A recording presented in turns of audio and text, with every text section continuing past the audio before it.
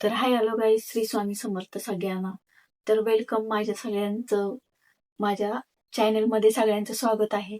आणि आपल्या चॅनलवर जर कुणी नवीन असेल तर सबस्क्राईब करायला विसरायचं नाही. आपल्या चॅनलला लाईक शेअर कमेंट करा, भरपूर पण चांगल्या कमेंट करा. आणि खूप सारं तुमचं प्रेम द्या. तुमचं प्रेम तर आहेच माझ्या ह्याच्यावर चॅनलवर पण आणि माझ्यावर पण. पण आज तुमच्या सपोर्टची मला खूप सारी गरज आहे. कारण आपलं चॅनल आता मॉनिटाईज झालेलंच आहे. तुम्हाला मी त्या दिवशी सांगितलं चॅनल मॉनिटाईज झालेलं आहे. पण आता आपल्या पुढच्या स्टेप पण महत्वाच्या आहेत. पुढं पण आपले भरपूर सारे फॉलोअर झाले पाहिजे, सबस्क्रायबर झाले पाहिजे, आपली फॅमिली खूप मोठी झाली पाहिजे. तर चला आता मेन मुद्द्यावर येऊया आपण. की बाबा मी 2 दिवस झाले, काल पण व्हिडिओ बनवला नाही, आणि आज म्हणजे आजचा व्हिडिओ आला नाही आपल्या चॅनलला.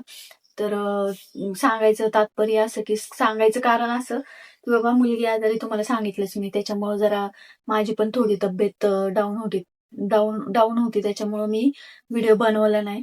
आणि आता मेन म्हणजे सगळ्यांचा एक प्रश्न आहे. माझ्या ह्याला 2-3 प्रश्न आहेत तसेच, पण त्याच्यामध्ये 2 प्रश्नांचे उत्तर मी आज तुम्हाला देणार आहे. की सगळ्यांचा प्रश्न असा आहे की तू लग्न केलं का नाही केलं, किंवा नाही केलं तर तू का नाही लग्न केलं, ह्याचा एक प्रश्न आहे सगळ्यांचा. सगळेच मला विचारतात कमेंटमध्ये. त्यांचं बरेच आता जे काय आपण स्टोरी पार्ट चालू केलेला आहे त्याच्यानुसार बऱ्याच जणांना जाणून घ्यायचं की माझा डिवोर्स झाला का नाही झाला, किंवा लग्न केलं का नाही केलं. तर आता मी थोडक्यात सांगते तुम्हाला. तर लग्न करायचा विषय म्हणजे, तर आता लग्न केलं का नाही केलं, काय झालं, काय पुढं कसं काय. तर त्याच्यासाठी तुम्ही हा व्हिडिओ कंटिन्यू पूर्ण पूर्ण बघा. स्किप न करता बघा, म्हणजे तुम्हाला कळेल की बाबा नेमकं का लग्न केलं नाही किंवा काय नाही. त्याआधी मुद्दा म्हणजे डिवोर्स झाला का नाही, हा महत्वाचा मुद्दा आहे सगळ्यांचा. बऱ्याच जणांचं कमेंटला, सगळ्या व्हिडिओला तेच कमेंट असते की बाबा तुझा डिवोर्स झालाय का नाही झाला, ते आम्हाला सांग मग. तर डिवोर्स घ्यायचं कारण किंवा डिवोर्स घेतला का नाही घेतला, त्याचं कारण मेन म्हणजे मी जसं मला म्हणजे मुली जशा मोठ्या व्हायला लागल्या किंवा त्यांचं खाणं पिणं शिक्षण वाढायला लागलं. मी 2-3 वेळा अप्लाय पण केलं होतं. पण त्यावेळेस आपली परिस्थिती पण नव्हती. तुम्हाला ते चांगलं, आता तुम्ही व्हिडिओ ज्यांनी ज्यांनी माझे व्हिडिओ बघितले त्यांना माहिती आहे की बाबा माझी त्यावेळेची काय परिस्थिती होती, काय कंडिशन होती. बाबा वडील आजारी, आई वडिलांची परिस्थिती नव्हती एवढी, काहीच नाही. त्याच्यामुळे मग डिवोर्सचं मी काय एवढं लक्ष दिलं नाही. त्याच्यामध्ये मुली मोठ्या व्हायला लागल्या, त्यांचा खर्च, खाणं पिणं, बाकीच्या गोष्टी, दवाखाना, बऱ्याचशा गोष्टी म्हणजे. तर मुली असो किंवा मुलं असो, लहान मुलं असल्यावर किती खर्च असतो किंवा काय असतं हे तर सगळ्यांना माहिती आहे. त्याच्यामध्ये मी वेगळे राहायला लागले. तिथून पुढचा खर्च काय झालं, कसं झालं, किंवा तिथून पुढे मी काय स्ट्रगल केलं, कसे दिवस काढले, किती कष्ट करायला लागले मला त्या गोष्टीसाठी.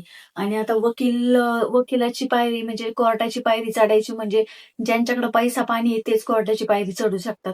हे मेन मुद्दा, हा महत्वाचा मुद्दा आहे. की बाबा पैसे नसल्यामुळं, पैसे अभावी, किंवा अजून बाकीची काही बाकीचे कारण म्हणण्यापेक्षा कसं, मुली मोठे व्हायला लागल्या म्हणून मी जास्त काही लक्ष दिलं नाही. एकदा दोनदा मी जेव्हा कोर्टामध्ये किंवा वकिलांना विचारलं की बाबा डिवोर्सचं आपलं फाईल करायचंय, तर कसं प्रोसेस आहे, काय प्रोसेस आहे, त्यावेळेस 5 आणि 6,000 रुपये नुसते सुरुवातीला प्रोसेसिंग फी त्यांची द्यावी लागत होती. मग तिथून पुढे ते त्यांना आपण जेव्हा त्यांना सगळ्या गोष्टी सांगणार, त्याच्यानंतर त्यानुसार ते आपल्याला डॉक्युमेंट तयार करून देणार. म्हणजे डॉक्युमेंट झाल्यानंतर आपण त्याला तिकडे पाठवायचे, तिथून मग त्याच्या रिप्लाय यायचा वगैरे, अशा बऱ्याचशा गोष्टी. म्हणजे सुरुवातीलाच 5-10,000 रुपये मागायचे. मग तिथून पुढच्या जी काही फी असेल 30-35-40,000 रुपये. आणि तिथून मी जर व्यवस्थित त्यांनी जरी त्या त्या म्हणजे त्यांनी जर रिस्पॉन्स दिला त्या नोटीसला किंवा त्या गोष्टी, आणि अप्लाय करायचं, बऱ्याचशा गोष्टी. आणि मी त्यातल्या त्यात 2 वेळा अप्लाय पण केलं होतं. त्यांनी नोटीस पण पाठवली होती. पण ज्या ठिकाणी तो राहत होता पहिल्यांदा, त्या ठिकाणी नोटीस पाठवली, तर तिथल्या लोकांनी म्हणजे लोकांनी पण म्हणजे म्हणण्यापेक्षा तो तिथं राहतच नव्हता. त्याच्यामुळे त्याच्या हातात पडायचा प्रश्नच आला नाही. आणि तिथले जे काही शेजारी पाजारी होते ते कोणी रिस्पॉन्स घ्यायला म्हणजे त्या गोष्टीचं कोणी हातात म्हणजे घ्यायला तयारच नव्हतं की बाबा आम्ही कसं घेणार किंवा काय करणार. त्याच्यामुळं मग त्या नोटीस मला परत रिटर्न आल्या. दोन्ही पण ज्या काय मी केल्या होत्या नोटीस, त्या दोन्ही रिटर्न आल्या. मग नंतर मुलींना थोडंफार कळायला लागलं. मुली पण म्हटल्या तसं बी आपल्याला काय त्याचं घेणं देणं नाहीये, किंवा आपल्याला त्रास नाही त्याचा कोणत्या गोष्टीचा, काहीच नाहीये, तर मग कशाला उगाच डिवोर्सच्या भानगडीत पडती किंवा काय. तर मग मी पण विचार केला. घरचे पण मला म्हणायला लागले जाऊ दे मरू दे, तो इथं आल्यानंतर बघूया म्हटले. जर एखाद्या वेळेस आला तर त्याला 1-2 दिवस थांबून आपण त्या सगळ्या प्रोसेस पूर्ण करून डायरेक्ट डिवोर्स घेऊया. पण तो काय आलाच नाही इथपर्यंत. आणि मी पण नंतर काही विचार केला नाही, कारण या गोष्टीला पैसे घालवण्यापेक्षा माझं असं म्हणणं होतं की त्याला त्या वायफट गोष्टीला पैसे घालण्यापेक्षा मी माझ्या मुलींना जर ते पैसे लावले तर त्यांचा काहीतरी उद्या फायदा होईल. त्यांचं शिक्षणासाठी कुठंतरी त्यांना चांगल्या कामासाठी, चांगल्या शिक्षणासाठी फायदा होईल. म्हणून मग मी पुढचा विचार तो कॅन्सल केला आणि नंतर मग मी डिवोर्सचा विचारच नाही घेतला. अजूनपर्यंत पण मी डिवोर्सचा विचार काही केलेला नाही. आणि तसा डिवोर्स माझा झालेलाच नाहीये आणि मी विचार पण केला नाही पुढचा की परत करावा अप्लाय किंवा काय त्याच्यात पैसे घालवण्यापेक्षा. तर विचार मी केलाच नाही. तर मेन मुद्दा म्हणजे तुमचा जो काही डाऊट होता सगळ्यांचा तो क्लिअर झालाय की माझा डिवोर्स झालेला नाहीये आणि मी परत काही त्या गोष्टीच्या भानगडीत पडलेला नाही. आता आपला दुसरा मुद्दा की बाबा तुमचा मुद्दा आहे की तू लग्न केलं किंवा नाही केलं. तर केलं तर मग तो माणूस कुठे आहे? असं बऱ्याच जणांचा प्रश्न आहे. माझ्या बरोबर जे व्हिडिओ वगैरे काढायला असतात किंवा बरोबर मुलगा असतो व्हिडिओमध्ये दिसतो तुम्हाला आपल्या ब्लॉगमध्ये, बऱ्याचशा ब्लॉगमध्ये आहे. तर तो मुलगा, मोठा मुलगा आहे.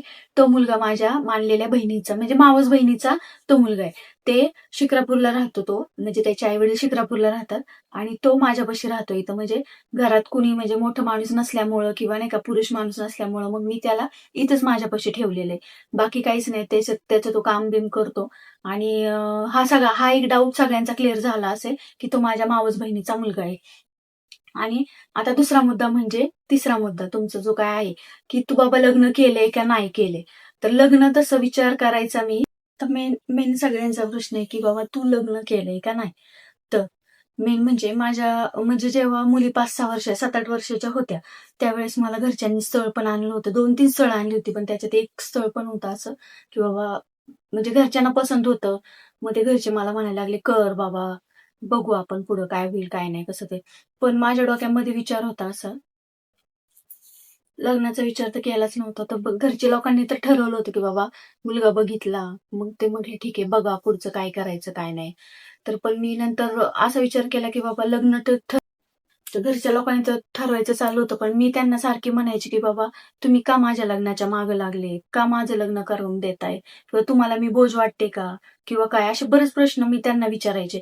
पण त्यांच्या मनामध्ये किंवा त्यांचं एकच उत्तर असायचं, की "बाबा आयुष्य तुझं हे खूप मोठं आहे. कारण तुझ्या पदरी 2-2 मुली आहेत आणि त्यातल्या त्यात तू तरुण आहेस. तू कसं आयुष्य एकटी काढणार? किंवा आम्ही जरी सांभाळलं तुला, तर आम्ही तुला किती दिवस सांभाळणार आहे? भाऊ जरी असला किंवा आई जरी असली, मामा असला, कुणी जरी असलं, तरी किती दिवस सांभाळणार? त्यांच्या जीवात जीव आहे तोपर्यंत ते सांभाळतील. पण तिथून पुढचं जे काही तुझं आयुष्य असेल, ते तुला एकटीला काढायचंय आणि आपल्या अशा जगामध्ये जर एकटीने जगायचं म्हटलं तर खूप कठीण आहे सगळ्या गोष्टींचं. आधीच खूप गोष्टींना तू सामोरी गेलेली आहे. त्याच्यामध्ये जर तुला एखादा चांगला जोडीदार भेटला, तर पुढचं आयुष्य तुझं सगळं सुखरूप होऊ शकतं म्हणजे असं त्यांचं म्हणणं होतं. पण माझं म्हणणं होतं, की बाबा नाही मला आता सध्या तरी नाही करायचं. पण मी त्यांना म्हटले, की बाबा तुम्ही मला एक 4-5 दिवसाचा, 8 दिवसाचा एक टाईम द्या मला. मी त्या टाईमामध्ये थोडाफार विचार करते. मग त्याच्यानुसार बघूयात आपण. मग मी माझ्या मुलींना पण विचारलं. मुली तेव्हा 7-8 वर्षाच्या होत्या माझ्या. त्यावेळेस मी त्यांचा पण सल्ला घेतला, की शेवटी माझ्याबरोबर त्यांना पण यायचंय त्या दुसऱ्या घरामध्ये किंवा त्या दुसऱ्या माणसाबरोबर राहायचंय किंवा तो पुढचा जो माणूस असेल, माझं लग्न पहिलं झालेलं आहे, दुसरं माझं लग्न, त्याचंही दुसरं असू शकतं.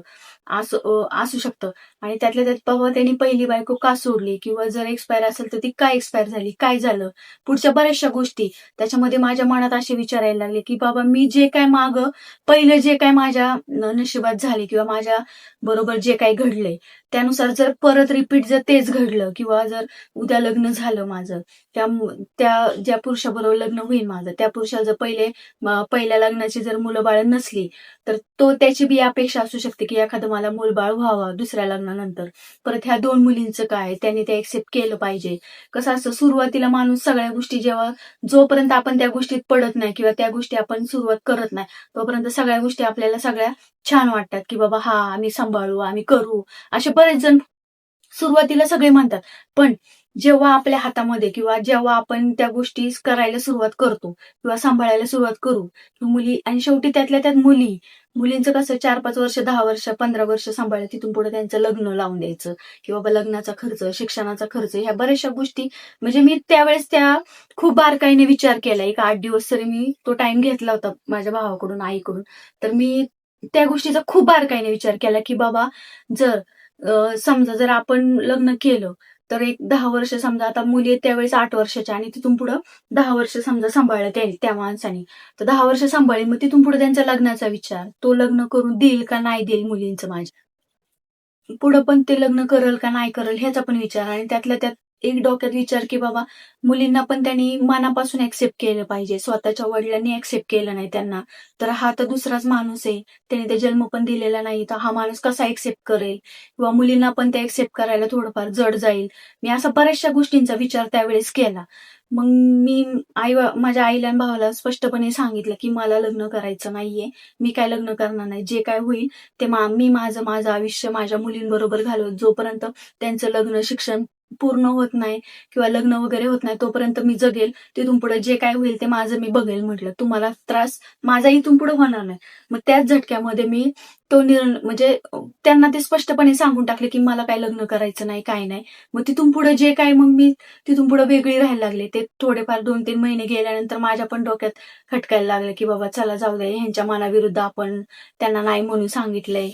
परत ते अजून पुढं काय होण्यापेक्षा किंवा काय नाही, त्याच्यामुळे मी वेगळं राहण्याचा निर्णय घेतला आणि मग मी वेगळे राहायला लागले. वेगळी राहायला लागले मग त्याच्यामुळे मग तिथून पुढे मी काम केलं. बऱ्याचशा गोष्टी मी त्या केल्या. तर अशा प्रकारे मी काही दुसरं लग्न केलेलं नाहीये आणि हा सगळ्यांचा डाऊट क्लिअर झाला असेल. मला मनापासून वाटतं, मी मनापासून सांगितलंय तुम्हाला जे काही गोष्टी माझ्या जे काही खरं आहे, काय काय जे काही घडले माझ्याबरोबर ते मी तुम्हाला सांगितले. आणि दुसरा जो मुद्दा होता की बाबा तो मुलगा कोण आहे, काय आहे, तर ते पण तुम्हाला सांगितले.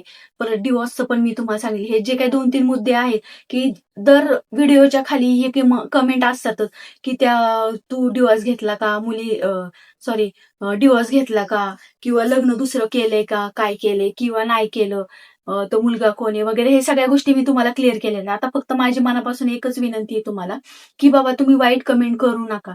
एक साधा प्रश्न असतो, कोणतीही गोष्ट असो, की एक प्रेमाने बोलणं आणि वाईट बोलण्यात खूप फरक असतो. प्रेमाने तुम्ही जर मला विचारलं किंवा आता जरी प्रेमाने विचारलं तुम्ही एखादी गोष्ट की बाबा ताई तू कशी राहतेस, किंवा काय तुझं फायनान्शियल प्रॉब्लेम तू कसे सॉल्व्ह करते किंवा काय, तर असे प्रश्न जर विचारले चांगल्या पद्धतीने तर मी तुम्हाला चांगल्या पद्धतीने त्याची उत्तरं देणारच आहे.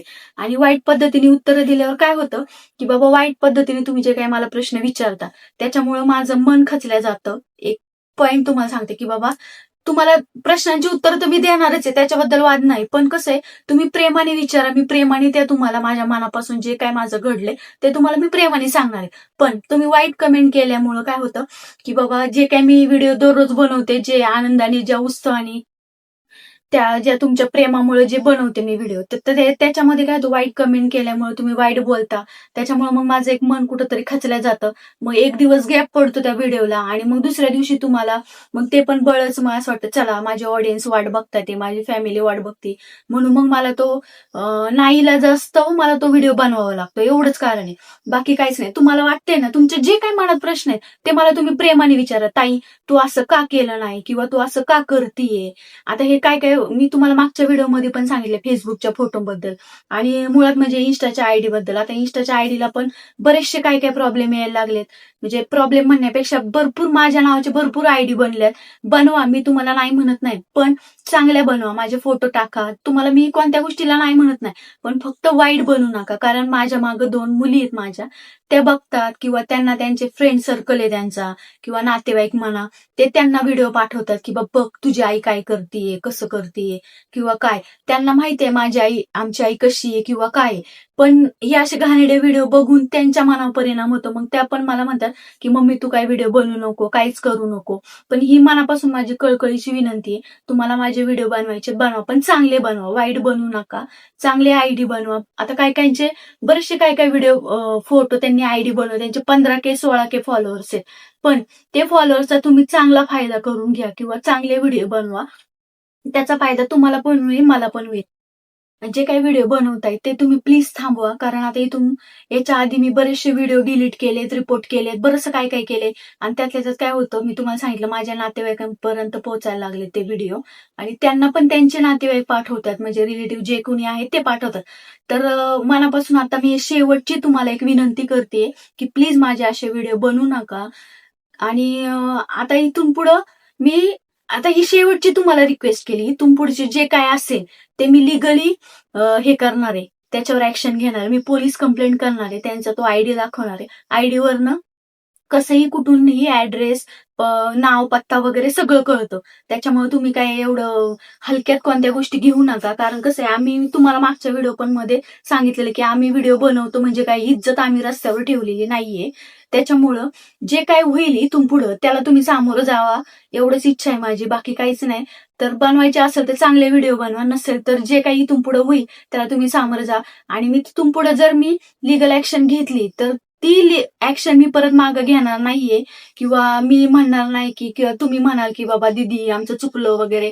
तर जे काय आता जर तुम्हाला वाटत असेल ते तुम्ही आत्ताच बंद करा. या व्हिडिओ बघितल्यानंतर जे काही कोणी केले असते माझे व्हिडिओ घाणेडे, किंवा व्हिडिओ टाकत असन, आयडी बनवत असेल, तर त्यांनी आत्ताच जे काय असेल ते सगळं थांबवा, एवढीच माझी विनंती आहे. आणि आजचा व्हिडिओ तुम्हाला कसा वाटला कमेंटमध्ये नक्की सांगायचंय. लाईक, शेअर, सबस्क्राईब करायला विसरायचं नाहीये. आणि नेक्स्ट व्हिडिओमध्ये तुम्हाला काय वाटतं ते चांगले कमेंट करा, एवढीच इच्छा आहे. धन्यवाद.